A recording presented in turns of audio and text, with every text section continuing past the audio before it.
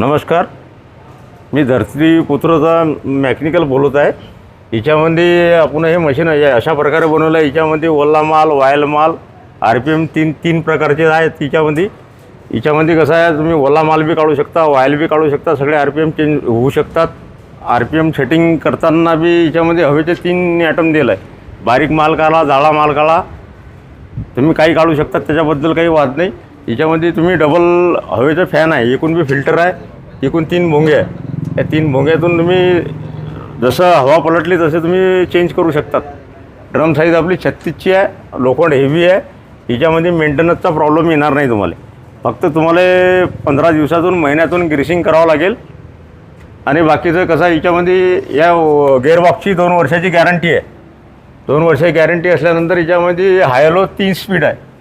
3 speed असल्यानंतर बी तुम्हाला कसा ओला माल असला तर पहिल्या गेअरमध्ये टाकू शकतात, दुसरा गेअर असला तर दुसऱ्यात टाकू शकतात, आणि वायल माल असला तिसऱ्या गेअरमध्ये टाकू शकतात।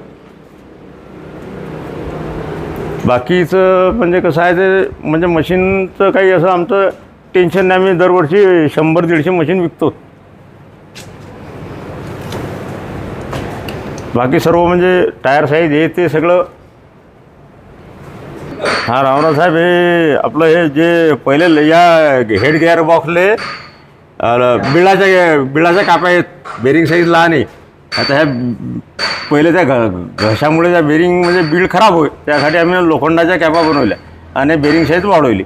त्या हिशोबाने याच्यामध्ये मेंटेनन्स 0 आहे।